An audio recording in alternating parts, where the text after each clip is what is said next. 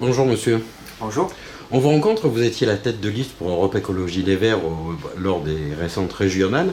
Quelle leçon tirez-vous de ce scrutin? Alors une leçon d'ordre général sur les résultats en eux-mêmes.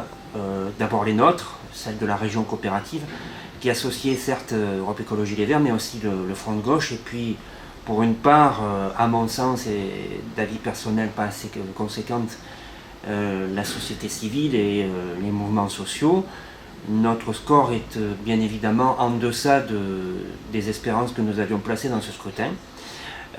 Pour autant, nous ne regrettons pas d'avoir engagé cette alliance à un moment où, en défiance au gouvernement et bien sûr à ses politiques publiques, il fallait proposer une offre politique alternative.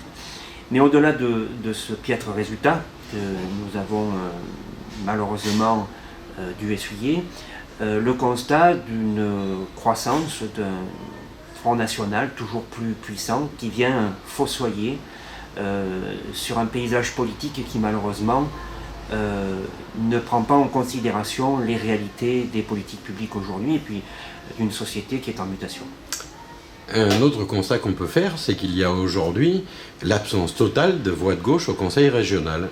Alors, c'est un constat qu'on ne fait que prolonger depuis les départementales de 2015, puisque, vous le savez, dans le Var, il n'y a plus de conseillers départementaux. Il y a de moins en moins de représentants politiques de cette gauche progressiste et d'écologistes dans les communes, à part la Seine-sur-Mer, qui est peut-être le dernier bastion de résistance. Et à la région, ben oui, c'est effectivement le cas, plus de représentants de cette gauche dans laquelle, par Michel Vauzel, mais aussi les groupes politiques qui constituaient l'ancienne majorité avant ce scrutin, apportaient des solutions qui, à mon sens, convenaient à des politiques publiques basées sur les transports, sur l'agriculture, sur l'éducation, bref, sur ce que chaque citoyen, sans le savoir, sans l'appréhender physiquement, touche dans son quotidien. Alors, quand la gauche n'est pas unie, on voit qu'elle disparaît de l'échiquier politique. Selon vous, est-ce une raison qui fait rentrer 3 écologistes au gouvernement? Alors là, vous parlez d'un fait d'actualité, et en tant que secrétaire départemental, pour répondre à cette question, je voudrais d'abord plus ou moins la dépassionner. Vous dites 3 écologistes, moi c'est surtout une écologiste à laquelle je ferai référence, qui est Emmanuel Cos, notre feu secrétaire national d'Europe Écologie Les Verts, qui de facto a donc quitté notre formation politique, puisque, je le rappelle, notre formation politique était opposée à toute entrée dans un gouvernement, en tout cas pour un projet politique tel qu'il était développé en l'état actuel par son Premier ministre, Manuel Valls. Et je ne crois pas que ce soit un arrangement comme celui-là qui vienne renchérir une certaine confiance chez les Françaises et les Français, notamment par rapport à leur attente en matière d'écologie. Je m'explique. Aujourd'hui, on le sait, la société est en crise, elle est en crise morale, elle est en crise politique. Elle a besoin aussi d'une certaine forme d'autorité, au-delà de ce que la nature peut lui dicter comme autorité, je dirais, légitime, mais elle a besoin d'une autorité qui soit crédible. Et aujourd'hui, on le voit bien, ce nouveau remaniement est en quelque sorte un coup de théâtre, une forme de dernier épisode avant l'expiration des faits. Et je crois que c'est malheureusement un coup d'épée dans l'eau. Mais n'est-ce pas aussi un lourd discrédit sur ceux qui s'engagent en politique?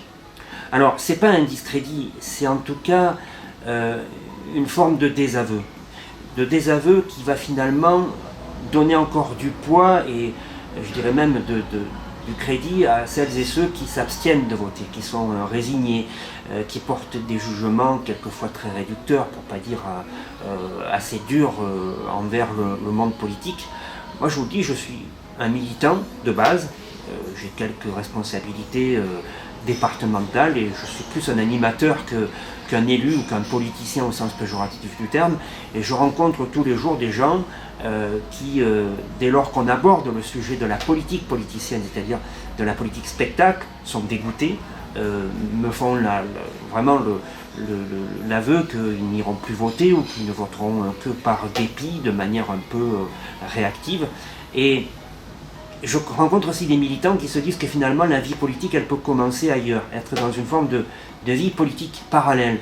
Alors certains font état des zadistes, d'autres parlent de jardin partagé, une manière plus citoyenne de créer un mouvement politique dans le peuple et dans ce qui pourrait se définir comme étant la masse au sens noble du terme. Et je crois que, sans vouloir aborder le sujet des primaires, de primaires à gauche, de primaires plus largement au sens citoyen du terme, c'est là qu'il faut peut-être trouver une nouvelle manière de faire de la politique, créer un mouvement qui associe à la fois des formations politiques qui ont un projet clair, ils ne sont pas là que pour réclamer des strapontins, et construire ce projet politique avec bien évidemment des mouvements citoyens, les mouvements sociaux, finalement toutes les strates d'une société qui va du plus jeune au plus âgé, de celui qui a une expérience politique à celui qui veut se la créer. Mais justement, le fait de voir rentrer des écologistes au gouvernement n'est-il pas une préparation des élections présidentielles qui auront lieu l'année prochaine? Et vous parliez de primaire. Quelle est votre position par rapport à ça? J'ai une position assez tranchée, en cela que, comme je le disais à l'instant, soit cette primaire est l'occasion de créer une nouvelle dynamique politique avec la société civile, avec des corps associatifs, avec tout ce qui peut faire finalement fonds ressources pour créer un vrai projet politique. Mais d'abord, je crois que si cette primaire a lieu, si elle est en train de se construire, ce que je crois par certaines de mes sources, il faut qu'elle pose la véritable question de qu'est-ce qu'on veut dessiner politiquement comme société. Et non pas répondre aux besoins d'appareils politiques, aux besoins de placement de petits copains ou de petites copines par-ci, par-là, finalement à tout ce conflit d'intérêts qui a créé un désordre, pour ne pas dire un véritable massacre dans la société de tous les jours. Eh bien écoutez, je vous remercie, je vous dis à très bientôt. Merci beaucoup.